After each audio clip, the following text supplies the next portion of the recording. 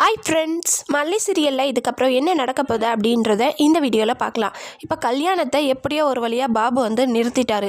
கொலை வெறியில் இருக்காங்க இந்த சுடர் வந்து மல்லி மேலே. ஏன் ரகு மூலயமா இவளை தீர்த்து கட்டிடு ரகு அப்படின்னு சொல்கிற அளவுக்கு வந்து மல்லி மேலே பயங்கர காண்டில் இருக்காங்க. ஏன்னா வீட்டை விட்டு இப்போ அந்த கதிரேசனோட வீட்டுக்கு போயாச்சு. இந்த சுடர் வந்து ரகு கிட்ட சொல்கிறத வச்சதே தெரியுது எத்தனை நாளைக்கு இந்த நிஷாவோட மூஞ்சையும் கதிரேசனோட மூஞ்சையும் பார்த்துக்கிட்டு இருக்கிறது. சட்டுன்னு ஏதாவது ஒரு முடிவு பண்ணு ரகு அப்படின்னு சொல்லிட்டு சொல்கிறாங்க. நான் எப்படியாவது விஜய் கூட வாழணும், அவர் வந்து என் கழுத்தில் தாலி கட்டணும் அப்படின்னு சொல்லிட்டு சொல்கிறாங்க. அதுக்கு அந்த ரகு கூட இருக்கிற அந்த அல்லக்கை அவனே சொல்கிறான், என்ன உண்மையாகவே ரேணுகா மாதிரி மாறிட்டான் இந்த சுடர் அப்படின்னு சொல்கிறாரு. ஸோ அந்தளவுக்கு வந்து வேறு யாரோ ஒருத்தனுடைய புருஷனை நம்ம புருஷனாக்கிக்கணும் அப்படின்ற அந்தளவுக்கு கேவலமான ஒரு கேரக்டரோடு இருக்கிற இந்த சுடருக்கு இன்னும் வேணும், இதுக்கப்புறமும் வேணும். இதுக்கு தான் சரியான ஒரு ஆப்போ வைக்கிற மாதிரி ராஜி வந்து பார்த்திங்கன்னா இந்த சுடருக்கு ஃபோன் பண்ணி நீ உண்மையாகவே ரேணுகா தானா அப்படின்னு கேட்குறாங்க. அதை கேட்டதும் இந்த சுடருக்கு வந்து பயங்கரமாக ஷாக் ஆகுது. என்னடா இன்னொரு பூதம் கிளம்பிடுச்சே அப்படின்னு சொல்லிட்டு நினைக்கிறாங்க. ஸோ இப்போ வந்து ரேணுகாக்கும் அதாவது இந்த சுடருக்கும் ராஜிக்கும் இடையே ஏதோ ஒரு வாக்குவாதமோ இல்லை ஏதோ ஒரு கான்வர்சேஷன் ஏதோ ஒன்று நடக்குதுங்க. அது எந்த அளவுக்கு போய் முடிய போகுதுன்னு தெரியல. சரி, இப்போ வந்து பிரச்சனையை கிளப்பலாம் அப்படின்னு சொல்லிட்டு கதிரேசனை கூட்டுக்கிட்டு இந்த சுடர் என்ன பண்ணுறாங்கன்னா மல்லிக்கிட்ட வராங்க, விஜயோட வீட்டுக்கு வராங்க. வந்ததும் இப்போ எதுக்கு வந்திருக்கீங்க அப்படின்னு சொல்லி விஜய் வந்து பயங்கர கோவத்தோட கேட்குறாரு.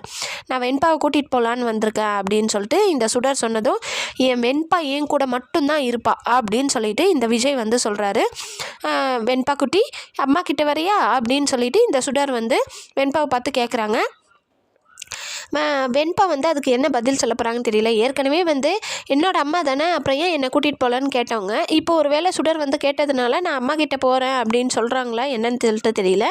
இன்னொரு பக்கம் வந்து பார்த்திங்கன்னா இந்த கதிரேசன் வந்து வீட்டில் இருக்கிறாரு, நிஷாவும் வீட்டில் தான் இருக்காங்க.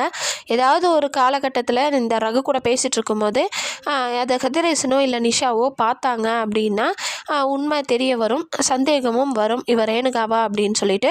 அப்படி இல்லைன்னா யாராவது ஒருத்தர் மூலயமா இவர் ரேணுகா இல்லை அப்படின்றது தெரிய வந்தாலும் நல்லாயிருக்கும். இன்னொரு பக்கம் அந்த 50 லட்சத்தை எடுத்தது இவ தான் அப்படின்றத கண்டுபிடிச்சாலே போதும், விஷயம் வெளியே வரப்போகுது. ஸோ வெயிட் பண்ணி பார்க்கலாம் என்ன நடக்க போகுதுன்னு சொல்லிட்டு. கண்டிப்பாக இந்த ராஜி வந்து சுடர்கிட்ட பேசுகிறாங்க, நீ உண்மையான ரேணுகாவா தான் சொல்லிட்டு பிளாக்மெயில் பண்ணி, அதாவது இந்த சுடர்கிட்ட நீ ரேணுகான்றது எனக்கு ரேணுகா இல்லைன்றது எனக்கு கன்ஃபார்மாக தெரியும் அப்படின்னு பிளாக்மெயில் பண்ணி இந்த சுடர் மூலயமா மல்லியை வீட்டை விட்டு வெளியே துரத்துறதுக்கு ஏதாவது பிளான் பண்ணலாம் இந்த ராஜி. ஆக மொத்தம் ராஜிக்கு அந்த வீடு வேணுங்க. அதனால் இந்த வீட்டை விட்டு எப்படியாவது மல்லியை துரத்தணுன்றதுக்காக தான் எல்லாரையுமே வந்து ஒரு ஹெல்ப்புக்கு கூப்பிடுற மாதிரி கூப்பிட்டுட்ருக்காங்க.